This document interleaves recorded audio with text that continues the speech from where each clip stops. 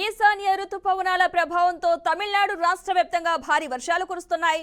రాజధాని చెన్నై సహా తుత్తుకుడి, తిరునెల్వేలి, తిరువావూర్, నాగపట్నం, కరైకల్ సహా పలు జిల్లాల్లో రాత్రి నుంచి ఎడతెరిపిలేని భారీ వర్షం కురిసింది.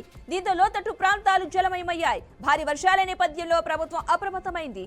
ముందు జాగ్రత్త చర్యగా 5 జిల్లాల్లో పాఠశాలలకు సెలవు ప్రకటించింది.